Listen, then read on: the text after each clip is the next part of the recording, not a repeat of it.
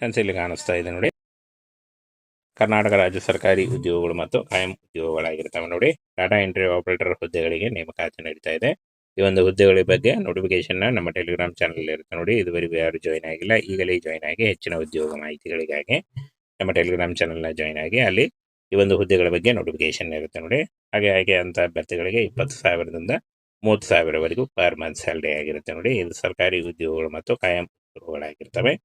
ಪಂಚಾಯತ್ ಹುದ್ದೆಗಳಾಗಿರ್ತವೆ ನೋಡಿ. ಚಿಕ್ಕಮಗಳೂರು ಜಿಲ್ಲೆಯಲ್ಲಿ ಆಯ್ಕೆ ಮಾಡಿಕೊಳ್ಳಲಾಗುತ್ತೆ. ಆಯ್ಕೆ ಅಂತ ಅಭ್ಯರ್ಥಿಗಳಿಗೆ ಚಿಕ್ಕಮಗಳೂರು ಜಿಲ್ಲೆಯಲ್ಲಿ ನಿಮಗೆ ಕಾರ್ಯನಿರ್ವಹಿಸಬೇಕಾಗುತ್ತೆ ನೋಡಿ.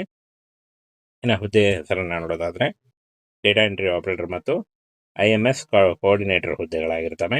ಉದ್ಯೋಗ ಸ್ಥಳ ಚಿಕ್ಕಮಗಳೂರು ಜಿಲ್ಲೆಯ ಶೃಂಗೇರಿ ಮತ್ತು ನರಸಿಂಹರಾಜಪುರ ಇಲ್ಲಿ ಒಂದು ಉದ್ಯೋಗ ಮಾಡಬೇಕಾಗತ್ತೆ ನೋಡಿ. ಶೃಂಗೇರಿ ಒಂದು ಹುದ್ದೆ ಮತ್ತು ನರಸಿಂಹರಾಜಪುರದಲ್ಲಿ ಒಂದು ಹುದ್ದೆ ಇರುತ್ತೆ ನೋಡಿ. ಹಾಗೆ ಅಂತ ಅಭ್ಯರ್ಥಿಗಳು ಈ ಒಂದು ಹುದ್ದೆಗಳಿಗೆ ಇಲ್ಲಿ ಜಾಬ್ ಮಾಡಬೇಕಾಗತ್ತೆ. ವಿದ್ಯಾರ್ಹತೆಯನ್ನು ನೋಡೋದಾದ್ರೆ 10th PUC ಮತ್ತು ಡಿಗ್ರಿ ಮಾಡಿದಂಥ ಬೋತ್ ಮೇಲ್ ಅಂಡ್ ಫಿಮೇಲ್ ಪುರುಷ ಮತ್ತು ಮಹಿಳಾ ಅಭ್ಯರ್ಥಿಗಳು ಅರ್ಜಿಗಳನ್ನ ಸಲ್ಲಿಸಬಹುದಾಗಿರುತ್ತೆ ನೋಡಿ. ಇನ್ನು ಕನಿಷ್ಠ 18ರಿಂದ 35 ವರ್ಷದ ಒಳಗಿನವರು ಅರ್ಜಿಗಳನ್ನು ಸಲ್ಲಿಸಬಹುದಾಗಿರುತ್ತೆ. OBC ಅಭ್ಯರ್ಥಿಗಳಿಗೆ 3 ವರ್ಷ, SC/ST ಅಭ್ಯರ್ಥಿಗಳಿಗೆ 5 ವರ್ಷ ಹಾಗೂ PWD ಅಭ್ಯರ್ಥಿಗಳಿಗೆ 10 ವರ್ಷಗಳ ವಯೋಮಿತಿ ಸಡಿಲಿಕೆ ಕೂಡ ಇರುತ್ತೆ ನೋಡಿ. ಆದಷ್ಟು ನಿಮ್ಮ ವಯಸ್ಸಿನ ಲೆಕ್ಕಾಚಾರ ಮಾಡಿಕೊಂಡು ನೀವು ಈ ಒಂದು ಹುದ್ದೆಗಳಿಗೆ ಅರ್ಜಿಗಳನ್ನು ಸಲ್ಲಿಸಬಹುದಾಗಿರುತ್ತೆ. ಸಂಪೂರ್ಣವಾಗಿ ಕರ್ನಾಟಕ ರಾಜ್ಯ ಸರ್ಕಾರಿ ಉದ್ಯೋಗಗಳು ಮತ್ತು ಕಾಯಂ ಉದ್ಯೋಗಗಳಾಗಿರ್ತವೆ ನೋಡಿ. ವೇತನ ಶ್ರೇಣಿ 20ರಿಂದ 30,000ವರೆಗೂ ಪರ್ ಮಂತ್ ಸ್ಯಾಲರಿ ಆಗಿರುತ್ತೆ. ಹಾಗೆ TAD ಕೂಡ ಒಳಗೊಂಡಿರುತ್ತೆ ಅಂತ ಕೊಟ್ಟಿದ್ದಾರೆ ನೋಡಿ.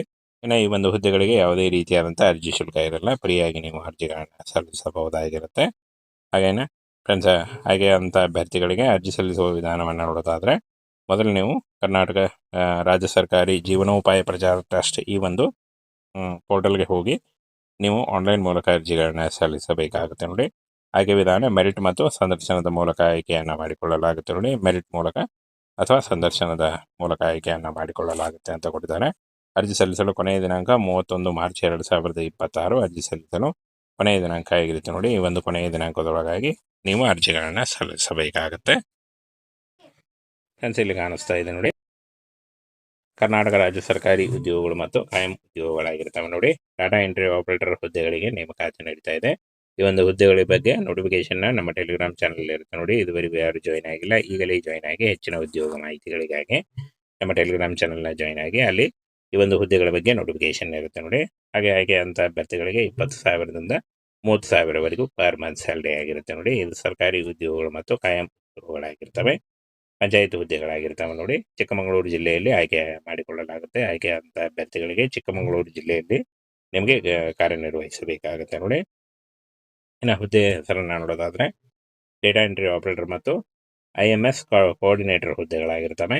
ಉದ್ಯೋಗ ಸ್ಥಳ ಚಿಕ್ಕಮಗಳೂರು ಜಿಲ್ಲೆಯ ಶೃಂಗೇರಿ ಮತ್ತು ನರಸಿಂಹರಾಜಪುರ ಇಲ್ಲಿ ಒಂದು ಉದ್ಯೋಗ ಮಾಡಬೇಕಾಗತ್ತೆ ನೋಡಿ. ಶೃಂಗೇರಿ ಒಂದು ಹುದ್ದೆ ಮತ್ತು ನರಸಿಂಹರಾಜಪುರದಲ್ಲಿ ಒಂದು ಹುದ್ದೆ ಇರುತ್ತೆ ನೋಡಿ. ಹಾಗೆ ಅಂತ ಅಭ್ಯರ್ಥಿಗಳು ಈ ಒಂದು ಹುದ್ದೆಗಳಿಗೆ ಇಲ್ಲಿ ಜಾಬ್ ಮಾಡಬೇಕಾಗತ್ತೆ. ವಿದ್ಯಾರ್ಹತೆಯನ್ನು ನೋಡೋದಾದ್ರೆ 10th PUC ಮತ್ತು ಡಿಗ್ರಿ ಮಾಡಿದಂಥ ಬೋತ್ ಮೇಲ್ ಅಂಡ್ ಫಿಮೇಲ್ ಪುರುಷ ಮತ್ತು ಮಹಿಳಾ ಅಭ್ಯರ್ಥಿಗಳು ಅರ್ಜಿಗಳನ್ನ ಸಲ್ಲಿಸಬಹುದಾಗಿರುತ್ತೆ ನೋಡಿ. ಇನ್ನು ಕನಿಷ್ಠ 18ರಿಂದ 35 ವರ್ಷದ ಒಳಗಿನವರು ಅರ್ಜಿಗಳನ್ನು ಸಲ್ಲಿಸಬಹುದಾಗಿರುತ್ತೆ. OBC ಅಭ್ಯರ್ಥಿಗಳಿಗೆ 3 ವರ್ಷ, SC/ST ಅಭ್ಯರ್ಥಿಗಳಿಗೆ 5 ವರ್ಷ ಹಾಗೂ PWD ಅಭ್ಯರ್ಥಿಗಳಿಗೆ 10 ವರ್ಷಗಳ ವಯೋಮಿತಿ ಸಡಿಲಿಕೆ ಕೂಡ ಇರುತ್ತೆ ನೋಡಿ. ಆದಷ್ಟು ನಿಮ್ಮ ವಯಸ್ಸಿನ ಲೆಕ್ಕಾಚಾರ ಮಾಡಿಕೊಂಡು ನೀವು ಈ ಒಂದು ಹುದ್ದೆಗಳಿಗೆ ಅರ್ಜಿಗಳನ್ನು ಸಲ್ಲಿಸಬಹುದಾಗಿರುತ್ತೆ. ಸಂಪೂರ್ಣವಾಗಿ ಕರ್ನಾಟಕ ರಾಜ್ಯ ಸರ್ಕಾರಿ ಉದ್ಯೋಗಗಳು ಮತ್ತು ಕಾಯಂ ಉದ್ಯೋಗಗಳಾಗಿರ್ತವೆ ನೋಡಿ. ವೇತನ ಶ್ರೇಣಿ 20ರಿಂದ 30,000ವರೆಗೂ ಪರ್ ಮಂತ್ ಸ್ಯಾಲರಿ ಆಗಿರುತ್ತೆ. ಹಾಗೆ TAD ಕೂಡ ಒಳಗೊಂಡಿರುತ್ತೆ ಅಂತ ಕೊಟ್ಟಿದ್ದಾರೆ ನೋಡಿ. ಇನ್ನು ಈ ಒಂದು ಹುದ್ದೆಗಳಿಗೆ ಯಾವುದೇ ರೀತಿಯಾದಂಥ ಅರ್ಜಿ ಶುಲ್ಕ ಇರಲ್ಲ, ಫ್ರೀಯಾಗಿ ನೀವು ಅರ್ಜಿಗಳನ್ನು ಸಲ್ಲಿಸಬಹುದಾಗಿರುತ್ತೆ. ಹಾಗೇನೆ ಫ್ರೆಂಡ್ಸ್, ಹಾಗೆ ಅಂತ ಅಭ್ಯರ್ಥಿಗಳಿಗೆ ಅರ್ಜಿ ಸಲ್ಲಿಸುವ ವಿಧಾನವನ್ನು ನೋಡೋದಾದರೆ ಮೊದಲು ನೀವು ಕರ್ನಾಟಕ ರಾಜ್ಯ ಸರ್ಕಾರಿ ಜೀವನೋಪಾಯ ಪ್ರಚಾರ ಟ್ರಸ್ಟ್ ಈ ಒಂದು ಪೋರ್ಟಲ್ಗೆ ಹೋಗಿ ನೀವು ಆನ್ಲೈನ್ ಮೂಲಕ ಅರ್ಜಿಗಳನ್ನ ಸಲ್ಲಿಸಬೇಕಾಗುತ್ತೆ ನೋಡಿ. ಆಯ್ಕೆ ವಿಧಾನ ಮೆರಿಟ್ ಮತ್ತು ಸಂದರ್ಶನದ ಮೂಲಕ ಆಯ್ಕೆಯನ್ನು ಮಾಡಿಕೊಳ್ಳಲಾಗುತ್ತೆ ನೋಡಿ. ಮೆರಿಟ್ ಮೂಲಕ ಅಥವಾ ಸಂದರ್ಶನದ ಮೂಲಕ ಆಯ್ಕೆಯನ್ನು ಮಾಡಿಕೊಳ್ಳಲಾಗುತ್ತೆ ಅಂತ ಕೊಟ್ಟಿದ್ದಾರೆ. ಅರ್ಜಿ ಸಲ್ಲಿಸಲು ಕೊನೆಯ ದಿನಾಂಕ 31 ಮಾರ್ಚ್ 2026. ಅರ್ಜಿ ಸಲ್ಲಿಸಲು ಕೊನೆಯ ದಿನಾಂಕ ಆಗಿರುತ್ತೆ ನೋಡಿ. ಈ ಒಂದು ಕೊನೆಯ ದಿನಾಂಕದೊಳಗಾಗಿ ನೀವು ಅರ್ಜಿಗಳನ್ನು ಸಲ್ಲಿಸಬೇಕಾಗತ್ತೆ.